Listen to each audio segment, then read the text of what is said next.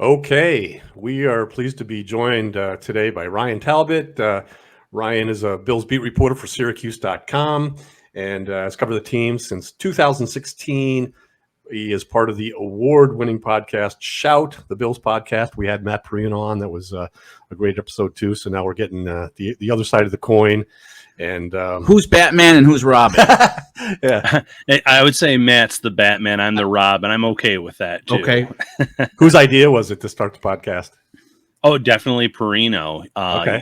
He came from the UFC, and a Right. lot of his background was the video part of it, interviewing, different fighters, interviewing Dana White. So he came with that video background, and he said, podcasts are the way of the future, and I think he was on to something. So definitely Matt's idea. I'd agree. Josh and I we reconnected a couple of years ago, and we got talking and talking obviously Bills and our experiences and the podcast idea. I think you were kind of the lead on it, Yeah. and the content part we knew would be exciting and fun. But in terms of, like you mentioned, the video and the technical side, it was all foreign to us. And I think I mentioned last year, anyone looking to do that, the talking part is fun, but if anyone asks you to do the tech side, just run away, fake your own death, do something.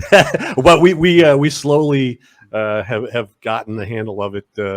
Cover one, we were always kind of playing from behind, but I think for the most part, we've caught up to at least to meet their standards. Yeah, for sure. So Ryan, can you take us back? How'd you get here? What's your football journey? Did you play high school, college? How'd you get where you are today?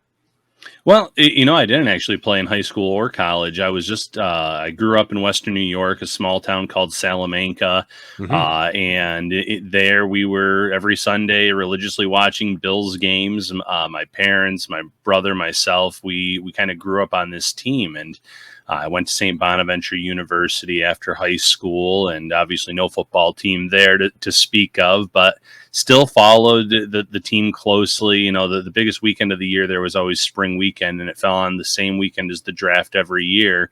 Mm-hmm. So I would get away from like this party atmosphere for a few hours just to always watch the draft because I was just a junkie for that and for the Bills. And from there, it kind of started out as a hobby. You mentioned I've been with the Syracuse Post-Standard since 2016, but probably around 2010, I started on this little blog called QueenCitySports.net. It was run by a guy named Mike Straw, but you look back and Joe Marino was there, myself, quite a few other people who have found success in the football world as well, and kind of a cool starting point. And I was at BillsMafia.com. I did some different blogs here and there.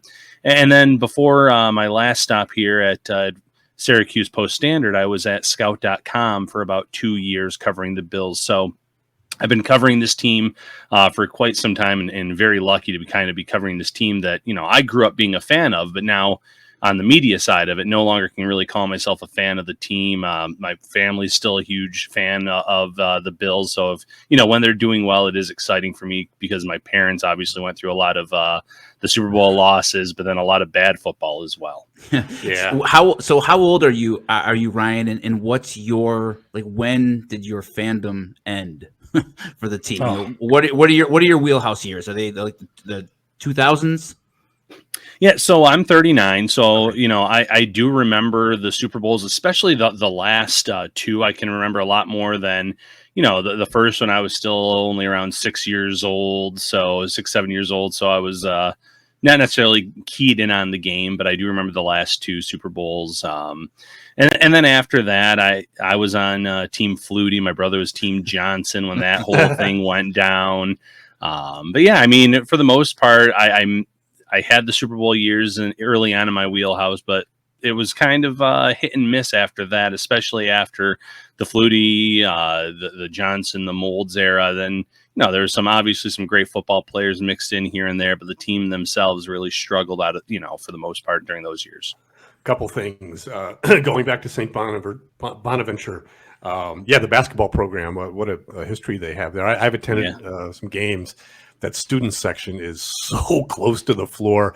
We asked Mark Gaughan of the Buffalo News on our program about, I forget what the question was, but something about the most unique sports experiences And he instantly brought that up. And I remember I had a cousin that worked there as a VP, and he was telling me that the students will look at the social media of the opponents and taunt them with certain things. Were you part of that?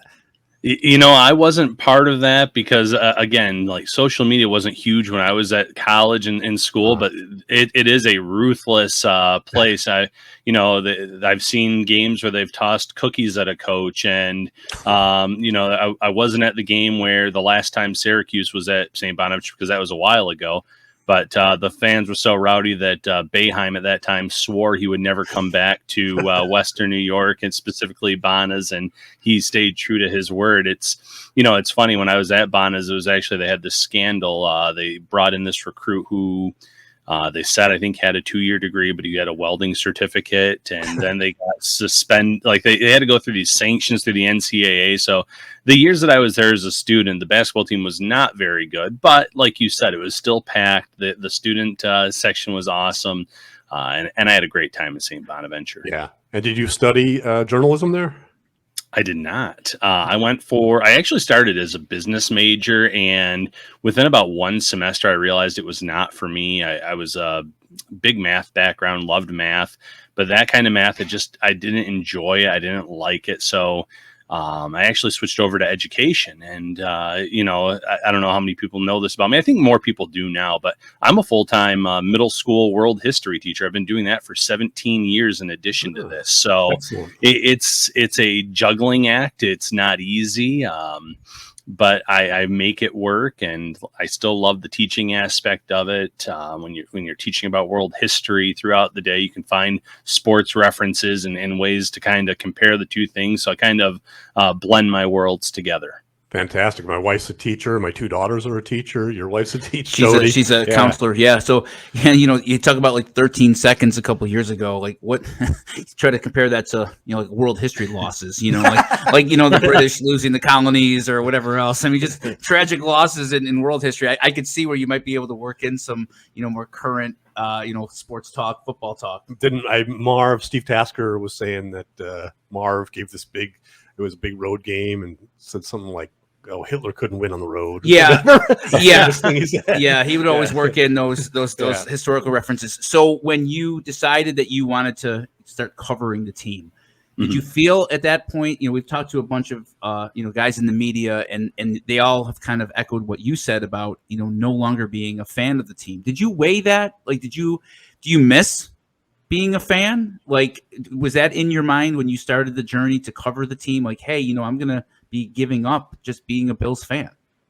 Yeah, and that's a great question. I remember you guys did actually just post something about that, like when did it stop and when did it become a job? And early on when I was still at Queen City Sports, those first few stops, I would say there was still a mix of being a fan of the team and doing a little bit of writing.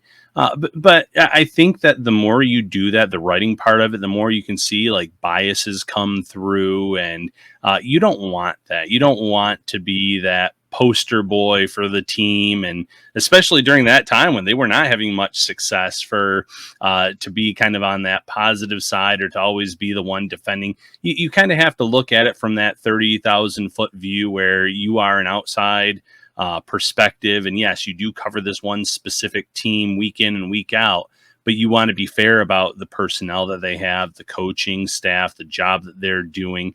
So I would say probably around the time that it became an actual job, that scout.com stint, that's really when I know for a fact that the fan hat kind of came off, and it was be in the press box. It's, they give the warning every game. I have never seen anyone do it in Buffalo, but no cheering, no this or that. I haven't seen that because everyone they're there to do a job, cover a team, go into the press box starting out, go down to the locker room after the game, get your quotes, write your stories. And now it's not just stories anymore. It's podcasts, this, that, and the other.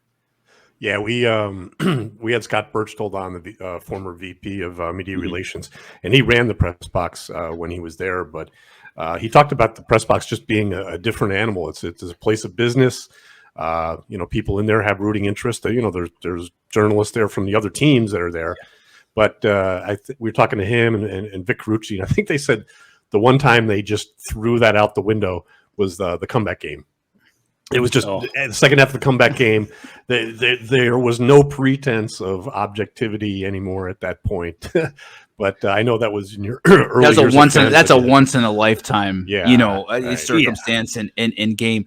So I like to ask, guys like you, can you take us through what a typical week during the season looks like for you? Obviously, teaching is a big thing, but when it comes to the team. Do you go down to the stadium? Do you try to get down there like during the week? Are you there only, for home games? Like what does your week look like covering the Bills?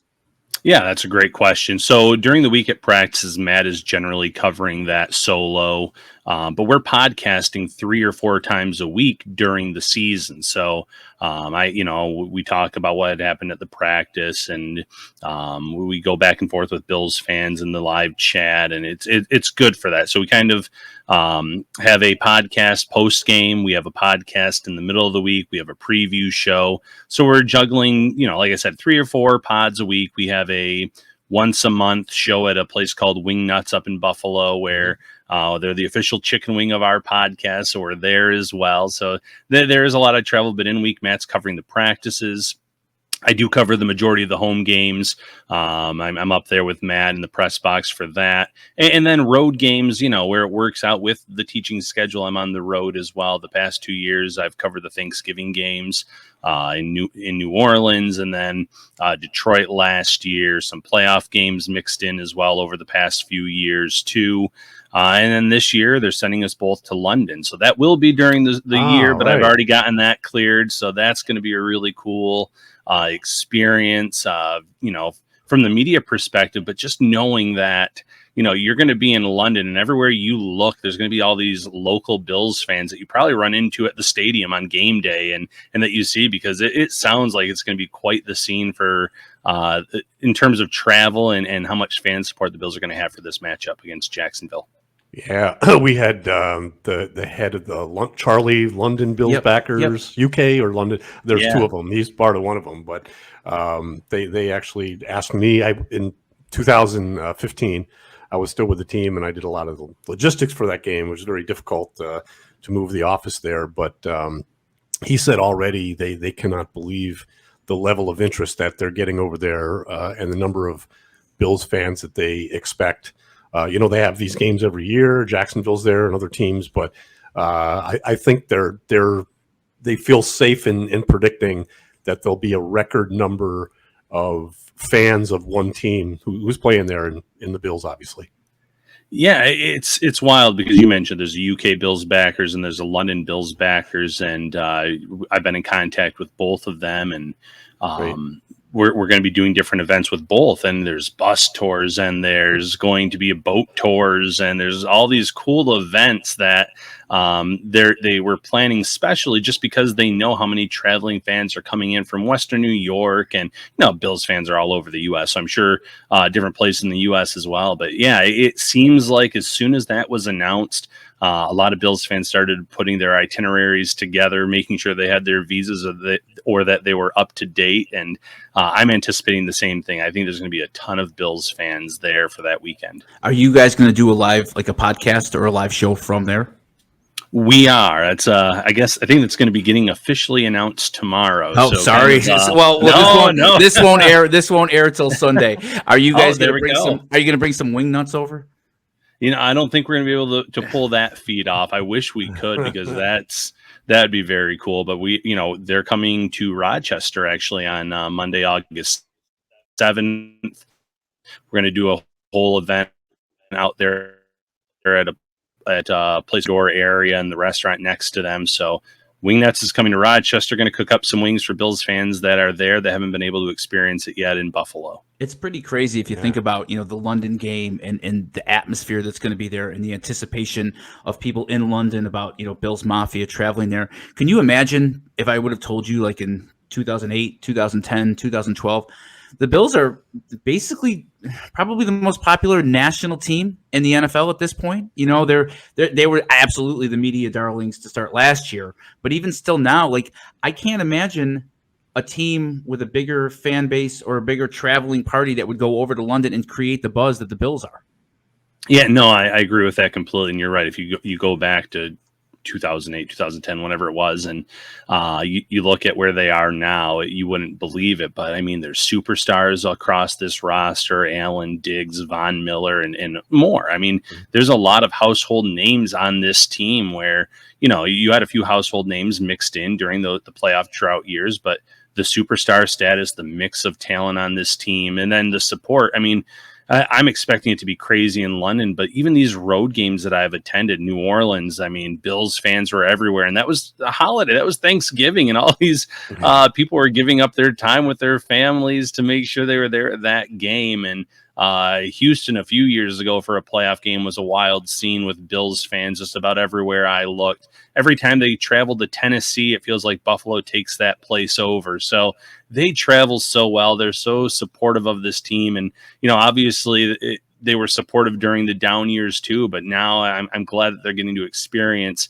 a team that maybe they're not the overall darlings of the media or the Super Bowl favorite entering this year, but they are still certainly up there in terms of being right there in the mix for being a Super Bowl contender.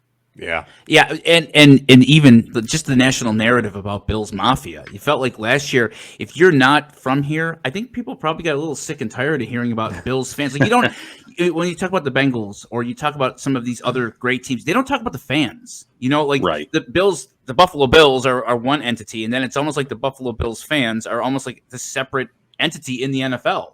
Whereas you don't hear about what do they even call like Bengal fans, like the jungle or whatever. Even like Steeler fans who are notoriously great traveling. You don't ever hear about Steeler Nation or all those things. Just the national narrative and the international narrative about Bills Mafia has just kind of blown me away from when I was there and from when Don was there. The team now. You mentioned all the superstars, all the household names, the guys who've been here for years. This is the first time it feels like to me like those 90s teams. You have a superstar quarterback, but then you've got, Von Miller's the Bruce Smith, and, Stephon Diggs is like Thurman Thomas, and these guys who've been here for years now. And it finally feels like, these guys have been here for a while. It's not transient. You don't have guys, revolving door of the big name players. And you've got enough guys that are, nationally known that it finally feels like the Super Bowl years after 30 years, right? No, yeah, I agree with that. I mean, you could cast Milano as a Talley or a Bennett. You could cast Trey White as your Nate Odoms or however you want to kind of look at it. And the safety duo, too, I mean, that the Bills have now is probably better than what they had back in those days. But I was a big Henry Jones fan back in the early 90s. So there's definitely some parallels there. And as for the fan base, you kind of mentioned, I mean, I think it was a Sunday night opener, and it's like Del Reed, a great guy, a guy that I traveled with to the Hall of Fame back in 2014 when Andre Reed went in, doing like these video things for the games. And you see like the Bills Mafia, Pepsi commercials, you name it. I mean, you're right. The fan base is just about everywhere now, and they get a lot of well-deserved recognition for their support. Yeah, when we started this podcast last year, it was actually predicated on an article that was trying to be a little deceptive, talking about coming off to the 1989 playoff game in Cleveland, the Ronnie Harmon drop, which Darryl Talley scolded us for calling it a drop. Yeah.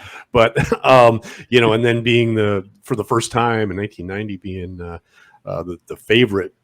And there were 7 or 8 parallels that were almost eerie. And it even fed into the season when the Bills lost week 2 in Miami, which they did in 1990, but they obviously recovered, both times to get to where they wanted in the playoffs. But it's a great comparison. Yeah. So Ryan, talk to me about when you do a live show. I've seen a number of your stuff on social media. Do you feel like the energy of the people that are there? How is it different when you're doing a live show with an audience to when you and Matt are just doing a normal podcast? Yeah, you can definitely feel the energy of Bills fans. And listen, when we first started doing the live shows at Wingnuts, we're like, there's going to be some Bills supporters that have been loyal to us and our podcast that we were expecting to come out. But we've been blown away by the number of Bills fans that show up to these live events. And when we first kick it off, they're cheering in the background. We stay for a few hours after the pod, and we're mixing and mingling with them, talking. And one of the most recent shows, after we were done, we were taking pictures with Bills fans for about 30 minutes. His father-in-law does a great photography work, and he's taking these pictures. I'm like, there are people that are lining up to take pictures with myself, and it's surreal. It's like, why do they want pictures with us? But it's because we get these comments like, hey, I feel like part of the show because of the way you interact with us in the chat, and we've branched out from not just the podcast. We're doing this texting program now called Subtext, where we're sending them our observations live during these training camp practices, and we'll do that throughout the season as well.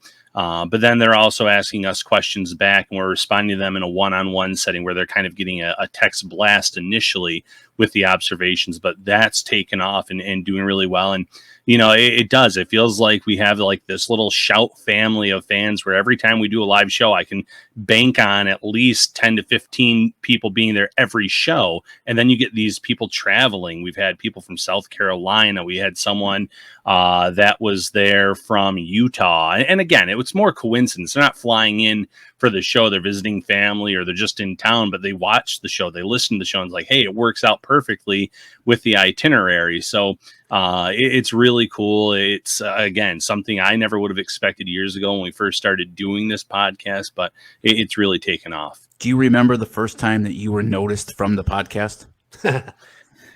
There's been a few times like here and there, but the funniest time was a few years ago in Rochester, actually. And my wife had a doctor's appointment up there, and it was one of those appointments where you couldn't eat for like 12 or 24 hours before time. So she was starving, and there was a Chick-fil-A nearby, and we walk into this place, and this guy is sweeping the floor, and he looks up and he looks down, he looks up and goes, do I know you? Are you famous? Do you cover a sports team? Are you Ryan Talbot? Like rapid fire. I'm like, well, I'm not famous, but yes to the covering a sports team. Yes to being Ryan Talbot. And then, I was chatting with him for a while. My wife just went right up to the line to order her food, which understandably so. And then like the whole time we're having our meal, he's over chatting with me, and I didn't mind. I love that. I think that's like the coolest thing. So that was like one of those first moments where I'm like, okay, like this is your something wife, where your wife wasn't all that impressed. She just wanted to eat Chick-fil-A, right? She wanted the chicken sandwich and those waffle fries. She was starving and no time to mingle or anything there. But it definitely one of those stories that sticks out in my mind. That's funny. I mean, in fairness to her, the Chick-fil-A chicken sandwich is amazing, and that probably took precedence over her husband becoming semi-famous. What responsibility do you feel like when covering the team? To the people who are listening to you, do you feel that you have to be, you mentioned earlier, you're not a fan, you don't want to be, rose-colored glasses all the time. Do you ever find yourself being too negative? Like, do you feel like you have to bring a certain, not slant, but just a certain perspective? Like, do you try to be unique in any way, or are you just trying to call it right down the middle? I try to call it right down the middle. And to be fair, this team hasn't given me a reason to be overly negative the past few years. I mean, I question some personnel decisions from time to time. And listen, I'm not up there in the coaching staff, the front office, but you look at a Kyrie Elam where last year they just weren't putting him out there on the field, for instance. And I said, I get that you drafted this guy that played press man coverage in college. You're mainly a zone defense. And, you drafted a Benford later in the draft that came from a zone defense. You have Dane Jackson that you rely on. But I feel like those early picks, those first round picks especially, you want to get them out on the field and let them take their lumps. You look at what the Chiefs did last year. The Chiefs played a lot of young guys, a lot of rookies early in the season. In some games, it cost them games. It cost them some big plays, but they make a run in the playoffs. All those rookies are playing better at the tail end of the season. They end up winning the Super Bowl. And I'm not sitting here saying that the Bills would have won the Super Bowl had they put Elam in week 1 and let him ride it out. But you got to let these young guys take their lumps sometimes, especially when you know that maybe they don't fit perfectly from a schematical fit of what you're trying to do, but you like them enough in terms of their athleticism, their closing speed, and things like that to at least let them learn on the job. So in instances like that, yeah, I'll be critical. I'll wonder why they're doing what they're doing. But that's part of the job. But like I said, it's mostly positive because this team is well coached. They play well on both sides of the ball. Statistically, they've been up there in the top 5 almost every year defensively, and then offensively, they're right there in the top 1 or 2. It feels like the past 2 or 3 years. Yeah. So you and Matt work together in such a way that I'm just curious. You're is it kind of a co-partnership where if you are to hear about something, call it a scoop, call it something maybe that's unconfirmed, and you'll tell him, hey, we might have I don't know to what extent you feel like you're in the news breaking business on a podcast, but with your, the texting part of what you do and the speed of the news, when you hear something that would be newsworthy, but it isn't confirmed and you talk to Matt or vice versa, how much more do you need to hear? Do you just trust each other that, hey, you know what, if my sources are strong enough that let's run with this? I mean, are those conversations that you have quite a bit? They are. There are conversations that we have during draft season, especially here in a few weeks when they do roster cut downs. We each have a good network of people that are close to these players that we get good scoops on. And generally, when it comes to roster cuts and free agent visits, things like that, we feel like our network's good enough where we might just shoot each other a message and say, hey, this guy's coming in for a workout. This player's coming in for this. This guy's getting signed. And we trust one another at this point to know that we have those good sources. Now, if it's something big, newsworthy, we talk to each other, like a huge story that is. We talk to each other. We bring our boss into it. We want to make sure that our ducks are in a row because you don't want to come out with something and make it where, maybe it was really close to happening, but it just didn't get across the finish line, so to speak, because that shines a negative light on you. And in this business, you guys have mentioned there's a lot of different podcasts, there's a lot of different news outlets. You want to make sure that what the scoops that you have in those bigger cases, that everything is lined up, that you feel really good about it before you do report it. So absolutely someone that I talk to. And, Matt is someone that I talk to every single day, honestly, texting, calling, whatever it is. We are always in communication with one another. And, most of that, or a lot of it early on, was the job, but we've also built a really close friendship. He'd have been impressed at Chick-fil-A, right? When the guy recognized you. I think so. Go ahead. I was gonna say, Prino's got that hair that you can't not notice from afar. So I think he probably gets noticed a little bit more, but I think he would have been impressed. That's sure. funny. So Syracuse.com, is there any differences in covering a team for Syracuse.com than there would be if you were covering them for the Buffalo News or Rochester or Erie or whatever else? Like, is there any specific Syracuse slant or perspective that's any different? Well, I think early on, especially because I've been with them since 2016, there was a lot of Jets fans and Giants fans out there too. So just kind of seeing if this was going to work, so to speak, what was something that we had to kind of worry about. And before Matt Perino was there, it was Matthew Fairburn, and Matt was there in 2014 or 2015 range.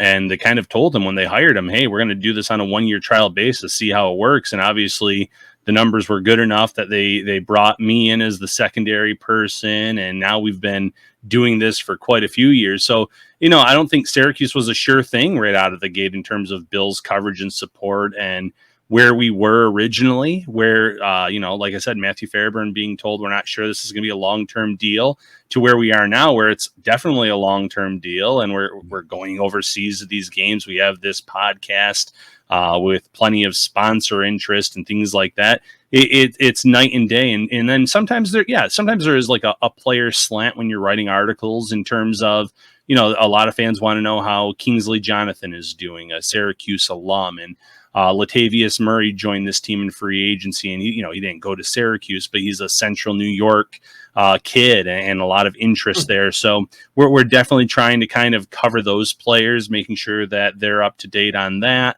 And then one cool thing about what we do is we both essentially work remotely. Matt's out of Buffalo, I'm out of Olean, New York now, and we very seldomly have to actually go to Syracuse, go to the office or anything like that. We're doing it from home.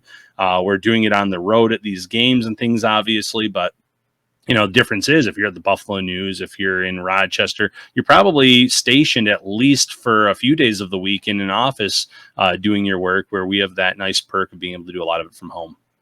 Yeah, I mean, you've been doing this since 2016, working in that regard. So for so much of the world, COVID just was so disruptive for so many reasons. But at least in that regard, you guys, no big deal. This is how we operate anyway. We stay in connect. Yeah. Yeah, that's absolutely. Interesting. 2016 was Don's final season as the director of football administration. It was my last season. Yeah, I was let go in May of 2017. Right, 16 would have been the last season. Right. Did you cover the last year of Rex Ryan? Yes. Yep. So I mean, I can remember my first article for the site is when they were taking down the sign for the stadium, and they were changing it over at that point. And then I got some Rex Ryan year, and listen, for a soundbite, for a sound clip, he was great. There was something at almost every practice you could write about, or him coming out in the Clemson helmet, you name it. I mean, he was able to provide a lot of articles for us in that year, but I had fun covering that season. I think that they were close that year. They had some games where the offense was playing well, the defense not so much, and when that's your forte as a head coach, that's probably why you're kind of let go that season before the end of the year, in fact, with a game or two left. Yeah, our guy over here, you can see the steam coming out of his ears about the defensive coordinator and some nepotism that might have gotten the better of everybody. What I was going to ask you is, obviously the main coach that you've covered the team with is Sean McDermott. What were the differences between Rex and Sean for a guy like you? I don't want to say there were a lot of leaks in the Rex Ryan, not to me specifically, but it did feel like if there was something to be put out there, it got put out there a little bit easier during those years. Sean McDermott runs a very tight ship. Sean McDermott could have a PhD in saying words but saying nothing at the same time. It is a gift. And listen, I mean, as a coach, you're doing your job, and you're doing it well, where you're not given too much. You're answering the questions, but as generically as possible. So it was very different between the two, because Rex would go on and give you every little detail you wanted in an answer, and didn't hold back. And Sean McDermott is the complete 180 of that. Yeah, no, that's a good assessment. That's how I see it from here too. Yeah, there were things too much got out too easily during Rex's years, and I do view 2015 and 16 differently. Yep, the years we've talked about it many times on our show, and it's pretty obvious that unfortunately those teams had talent. Yeah, and I think if the ship was tighter, and if things were run the way they are now, who knows? We wouldn't be doing this podcast, Josh. Probably. We wouldn't be doing. Yes, Don would still be in his golden palace up there at One Bills Drive doing that. Where I'd be, but so Ryan, before we let you go here, we do something called the 2-minute warning, where we ask like 10 fun rapid fire questions, just to let people see a little bit of a personality that you have. We've had some interesting answers over the years from some of players, coaches, staff. So there are no wrong answers. And you didn't leak these questions in advance? I did not leak these questions in advance. Now, we've run the same questions, but I'm going to throw a couple curveballs at Ryan here, because I think he's media savvy enough to run. So go ahead, Don. I think we're talking to the varsity here, but we'll start with the standard question. Where is your most interesting place to watch a Bills game? On the road, I guess, because I know where you are at home games. Well, like my favorite press box. Is that what you're saying, or are you... Yeah, like roads. Like let's go with that. Where's your favorite place to watch a game? Okay, if I'm covering a team, I mean, there are certain stadiums I really like. I actually did like the atmosphere in Detroit, but before covering the team, I watched a lot of games at my parents' house, and being able to watch games with them is something that I do quite enjoy, and I miss quite a bit, because home or away, generally there's a lot of responsibilities covering this team, so I don't get to do that as much anymore. 3 people, dead or alive, you'd want to have dinner with. Michael Jordan, huge Bulls fan growing up. See, now my world history mind is going through all these names of people that I would love to... Just remember the Cover One audience here. Let's not get too obscure. All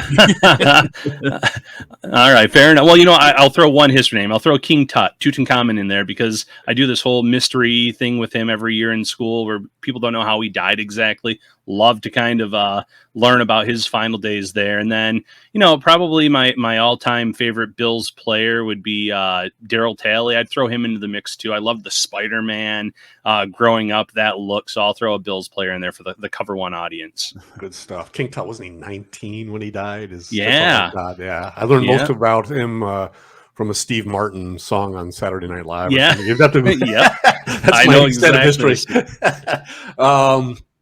Okay, you're entering an arena. You're a big deal. Dry ice. What is your entrance song? Ooh. No, see, I think I'd want to throw my opponent off and like come out with like the least intimidating song. So why can't we be friends? Oh, I like it. That's great. That's a different answer. The best concert you've ever been to? Oh man, Tom Petty and the Heartbreakers. I grew up like listening to their greatest hits all the time. I was able to see them at Darien Lake. They put on a great show. It wasn't like a packed stadium. It was just at Darien Lake, but outstanding show. Obviously knew all the songs, so I'd go with them. We've had that show come up before. If it's the same show, did the power go out in a lightning storm or something, but he continued to play? That might have been a different one. Okay. Because he was there for quite a few years at Darien Lake over my lifetime, but power didn't go out there. Good stuff. Okay, here in Buffalo, what is your favorite restaurant other than Wing Nuts? Oh. Yeah, if you're not feeling wings for some reason, where would you go and what dish is it? I would probably go to Bar Bill and get the beef on wick. I think that they have an elite beef on wick there, and if you guys are ever in Olean, Beef and Barrel has a sandwich that can go toe to toe with any place in Buffalo. So let me know, and I'll gladly take you. Beef and Barrel. Yeah, I've heard about that. That's come up before. Somebody else mentioned beef and Christine Lisi from ESPN Radio. She's from Olean. Yep, right? she's from, and her family's still here. Rick's Golf World is, I think, her father's business. So she's a great talk to. Her choice was Beef and Barrel. Wow, I don't know why I remember that. I can't remember what I did yesterday, but I remember from Beef and Barrel. So, what was your favorite cartoon growing up? Scooby-Doo. Back in the day, Canada's Wonderland actually had all the Hanna-Barbera characters, and my parents still have the whole album of me and my little with my Scooby-Doo, clutching on to it, watch that show all the time. So definitely Scooby-Doo. Thumbs up or down on Scrappy? Thumbs down now, watching some of those episodes back. I probably loved him as a kid, though, if I'm being honest. But Scrappy's a tough watch. Scrappy's a tough watch. I was never a fan. He was annoying, wasn't he? Yeah, he was like Jar Jar Binks in the early Star Wars. Scrappy-Doo is tough. Speaking of annoying, what is the most annoying fan base of any NFL team? Oh, right now I'd say it's the Dolphins. They're pretty unbearable. Obviously, during the heyday, I'd go with the Patriots. It's good to have a team that's successful like the Patriots were over those years if you're a Patriots fan. Yeah. But I swear every fan thought that they had a part in winning, the Super Bowl for that team, the way they acted on social media and in general. If you could add one former Bills player to the 2023 roster who's not named Bruce Smith, who would it be?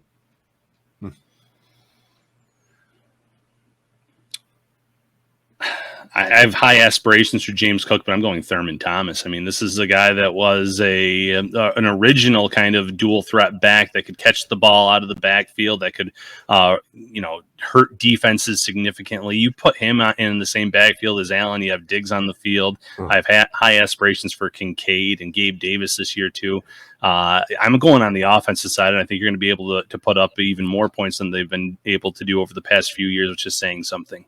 I love that answer because we did a feature on running backs, and we kind of agree with the general consensus that the position has been somewhat devalued, isn't as important unless you add a Thurman Thomas. He was that special because of the dual threat and other little things, picking up the blitz. He was just perfect running back. He was. I mean, I go back to that first Super Bowl that they were in, and I said, man, if they would have just adjusted on the fly and seen how the light box that the Giants were providing all game and just fed Thurman Thomas the ball, either the Giants would have had to adjust or the Bills would have just run all over the ground. He should have been the MVP of that game, regardless of the outcome. Yeah, thanks for that. Yeah, Don's got some memories of that night and the party afterwards. And I actually had a conversation in the reverse of that. Kyle Williams was playing out of his mind. It was like 2009, 10, 11-ish. And I remember I saw him in the cafeteria once, and I just had this random thought, no disrespect to Jeff Wright back then, but I said, man, Kyle, if I could pluck a player from today's team and put him on that team. And he was like, man, you mean it? I'm like, Kyle, yeah, what you do is you're so disruptive there in the middle. And man, picture, playing between Bruce Smith and Phil Hansen. He's like, oh, man, wow, cool. I appreciate that. I thought it would be obvious that, what he would bring would be a perfect fit back then, but he was surprisingly flattered, but I meant it.